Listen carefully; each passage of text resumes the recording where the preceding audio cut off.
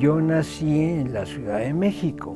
Aquí me crié. Mi familia, buscando salir del centro de la ciudad, encontró una colonia que se empezaba a desarrollar de nombre Álamos, en donde todo era campo.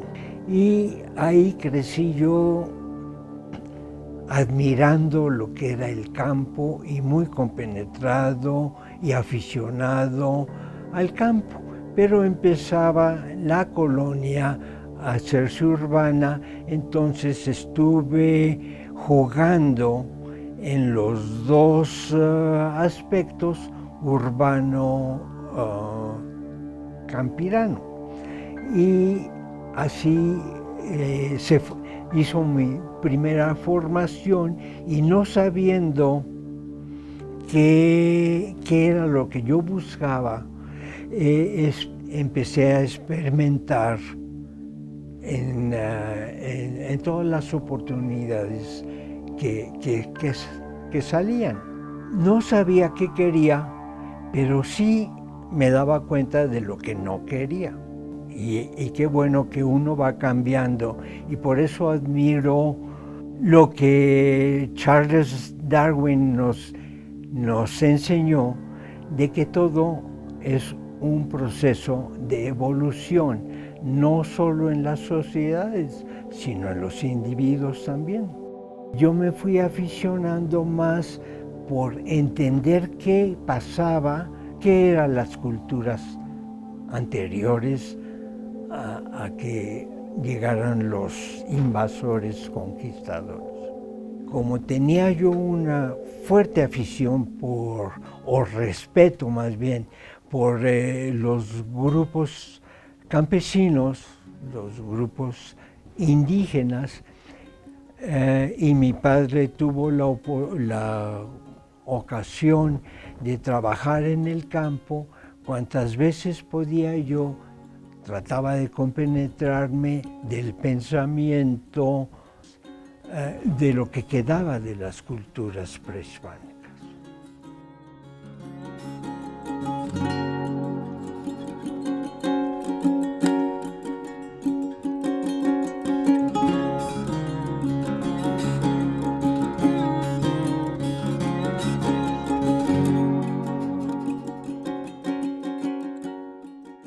Me fui aficionando más y más a la expresión visual, artística, y por ese lado me fui compenetrando, pero con la dualidad de no saber cuál de las dos trayectorias me atraían más, si la prehispánica o la moderna.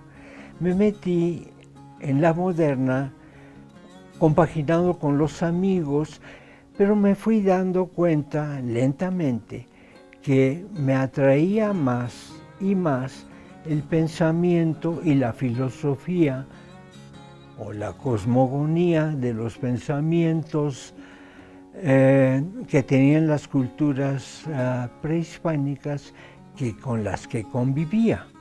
Entonces empecé a ver que en los museos había muchos elementos que se podían identificar con las diferentes energías y fuerzas de la naturaleza, y que se les llamaba dioses, pero que no eran dioses, sino eran aspectos representativos de esas energías, y eso fue lo que me condujo a compenetrarme más en eso, y apenas siento que voy aprendiendo un poquito de ese pensamiento.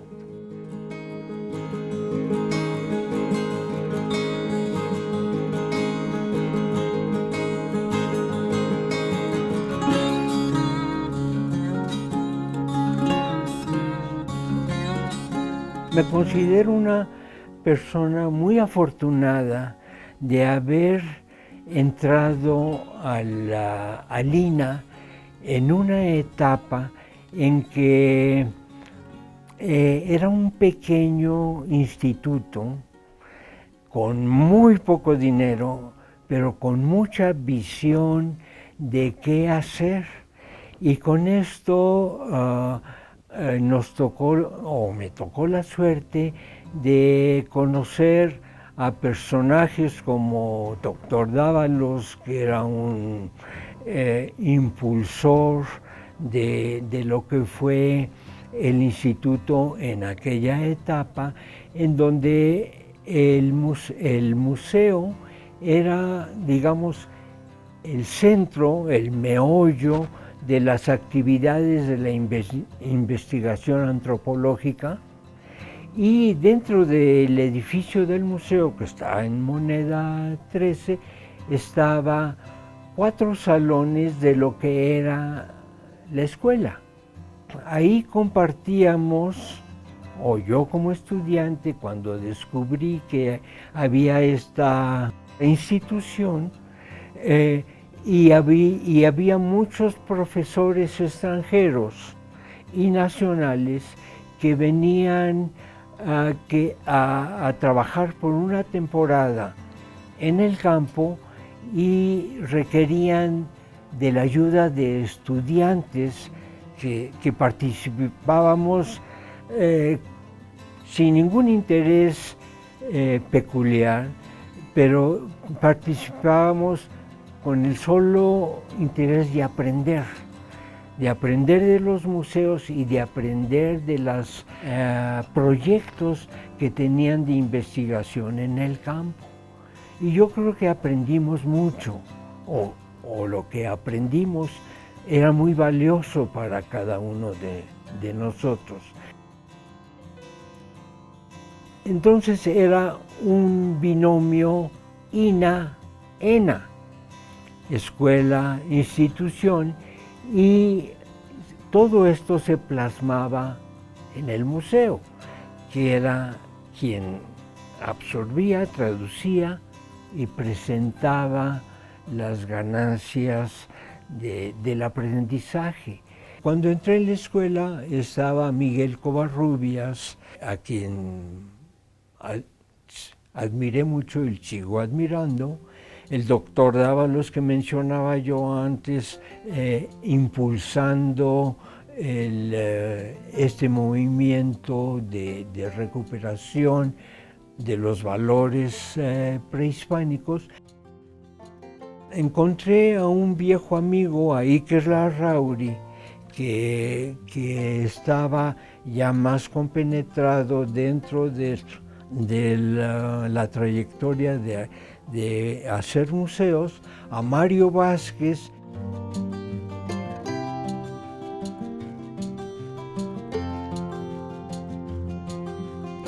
Y fui conociendo e integrándome al equipo donde había un estupendo arqueólogo que ya estaba muy avanzado, ya hacía excavaciones y iba con los arqueólogos, que le llamábamos Paco Rull. Paco Rull tenía unas manos que en ese momento a Iker se le ocurrió hacer una réplica de la tumba de Palenque para que se exhibiera en el museo. Adaptaron entre Iker y mi hermano Nacho y reprodujeron los últimos escalones de la escalera de Palenque para entrar y bajar. Tú conoces la tumba de Palenque, y se puso el sarcófago que ya previsamente había traído el doctor Dávalos con la anuencia de Alberto Ruz, y se reprodujo la cámara de Palenque. Pero faltaba toda la decoración de la cámara, y pues como escultor me puse a hacer los relieves que iban a estar colocados sobre el muro.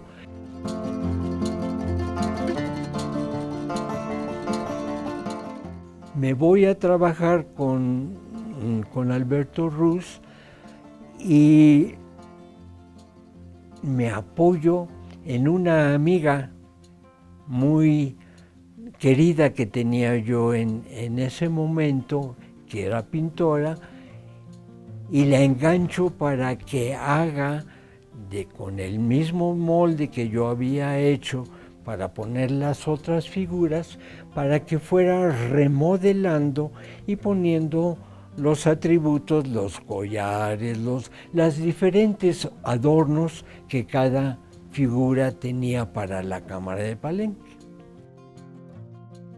La dejo encargada de eso y trabajó, lo hizo muy bien. Era Chapi que a mi regreso, pues nos casamos.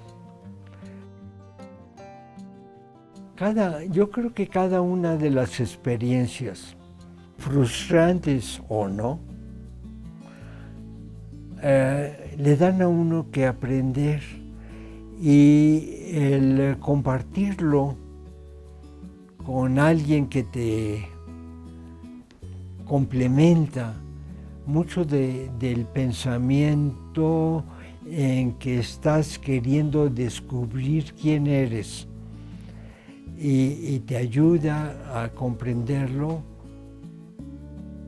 creo que es una de las satisfacciones más grandes que tiene uno con un compañero, una compañera, en mi caso, que te ayuda a observar cosas que se te habían pasado desapercibidas. Mientras Chapi y yo, y estos dos jóvenes, hacemos la réplica de Bonampak, y el doctor Dávalos se entusiasma y me preguntó a mí, ¿quieres hacer la sala Maya aquí? Pues le dije, pero si Mario tiene mucho más experiencia ya en esto. Y dijo, te estoy diciendo a ti, ¿lo quieres hacer? Pues sí. Y llamé a Mario, Iker andaba en Europa, Paco Rull y Chapi, y hicimos la sala Maya del Museo de Moneda.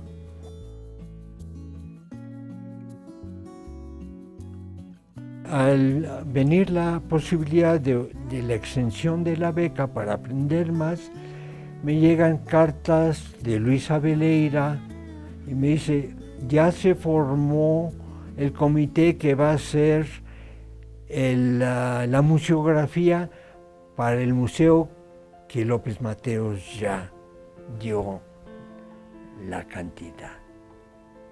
¡Vente! Y me regresé.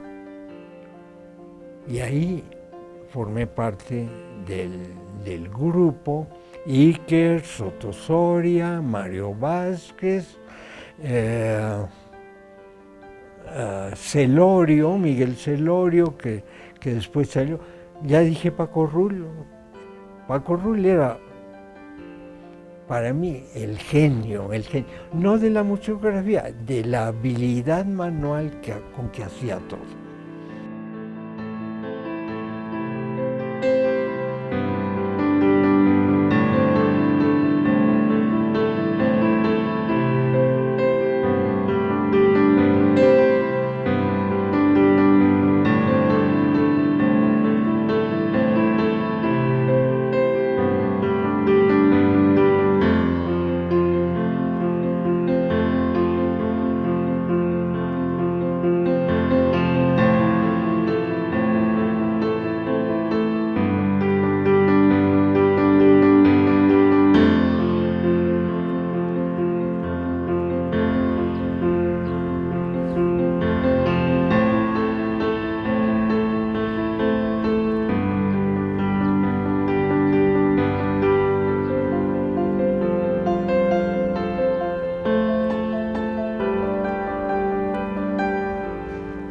nuestro Museo Nacional de Antropología, uno de los monumentos más importantes que se le ha dado a la nación. Un museo que tiene un historial que debemos de conocer sus antecedentes.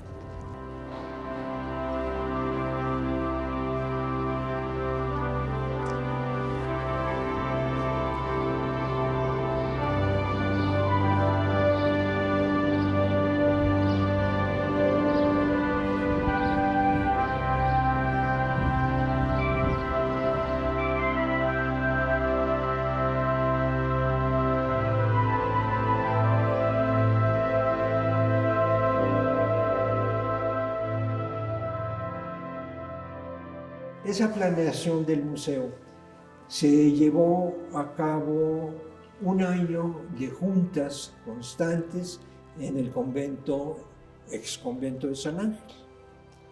Ahí estaba Luis Abeleira como coordinador del proyecto, y cuando ya se definió, nos repartimos, o más bien nos repartieron a los que éramos museógrafos y todavía estudiantes, a los que iban a ser los curadores. Entre ellos estaba Alfonso Caso para la Sala Mexica, Ignacio Marquina para esta sala de Teotihuacán, Alberto Ruz con la Sala Maya, y varias otras personas todavía no definidas. Entonces nos repartieron a los museógrafos, ya pasantes de arqueología, nos repartieron, y a mí me tocó la sala teotihuacana y la sala maya, puesto que yo había trabajado como asistente de Alberto Ruz en Palenque, en la que vamos a entrar ahora. En esta sala de Teotihuacán, que era la otra entrada, esto estaba en el final, y uno de los aciertos que se han hecho después de las exploraciones es el haber insertado los entierros que se encontraron en el fondo de la pirámide de las serpientes emplumadas, que aparece en la parte posterior, un acierto en la evolución de los museos. Claro, hay las maquetas, y esta maqueta muy ilustrativa, tomada de un plano de niveles de altura, en donde está lo que se ha llamado el Valle de Teotihuacán, que en realidad es parte de una cuenca en donde pasaban varios ríos.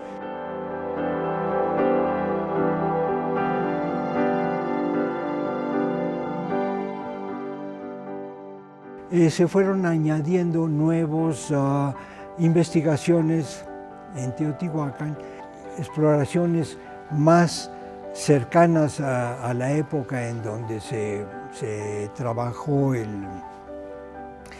el museo, proporcionaron otros datos que no estaban incorporados y que se fueron incorporando lentamente. Pero la mayor importancia que se le daba al guión científico rigió más el guión museográfico, en donde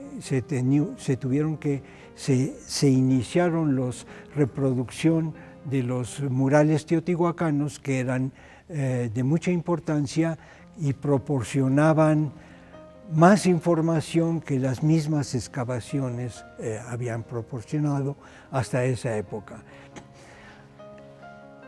Aquí también se hace la reproducción, o se pone la reproducción de otros aspectos de la pintura mural, en que han dado mucho que escribir se han escrito inclusive volúmenes analizando la pintura mural teotihuacana.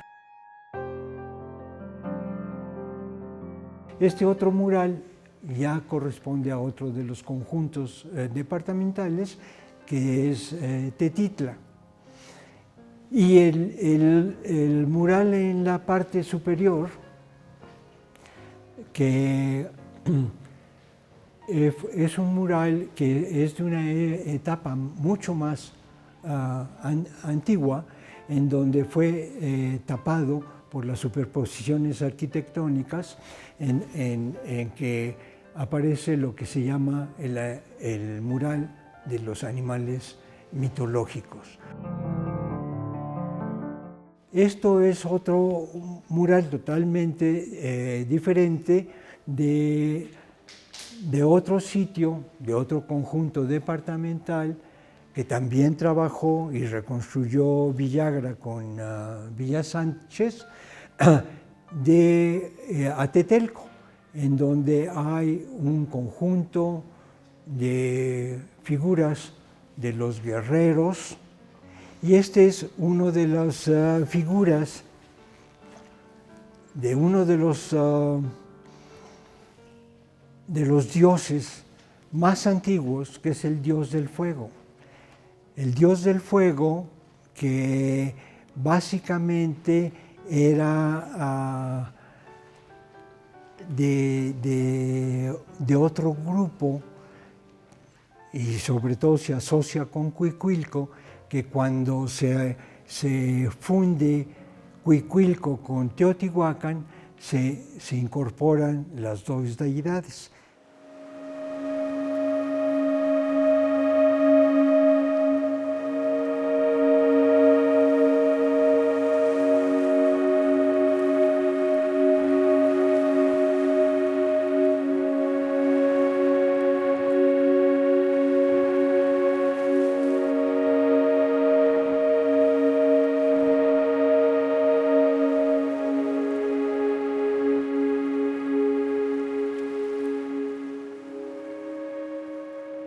¿Cómo puedes exponer algo que no conoces? Nada más, y sí, hay muchos museos que lo hacen. Esta es la pieza más bonita. Vamos a exponerla y eso va a atraer a la gente. Pero si no sabes su significado, ¿qué vas a decir sobre ella?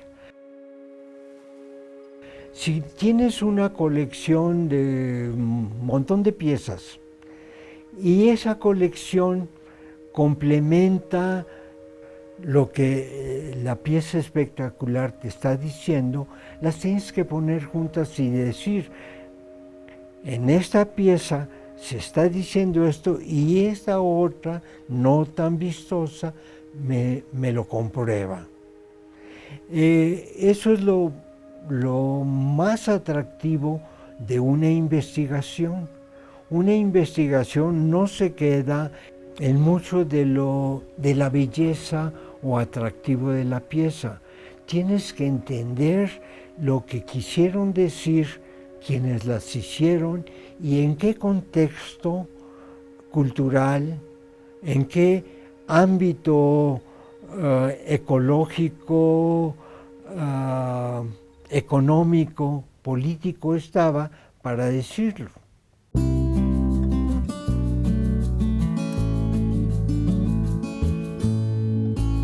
Yo creo que en las culturas prehispánicas sí había sin pensarlo, había esto embebido dentro de cada uno de los artistas o yo creo que todos eran artistas o tenían su manera de expresar, que ahora nos parece artística, y que mucha gente lo sigue haciendo sin darse cuenta de que están haciendo arte.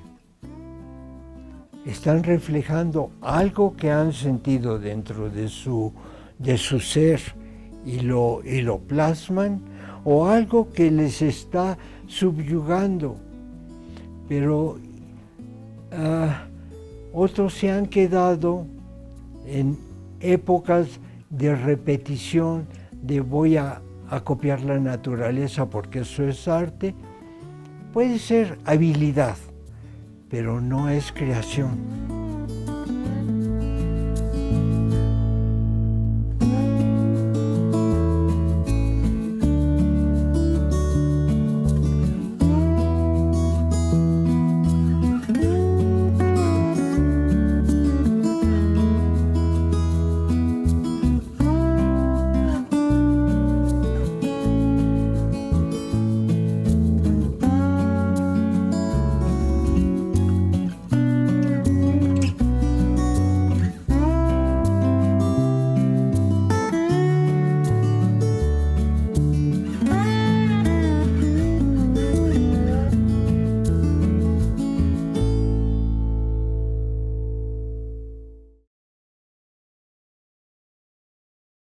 Gobierno de México.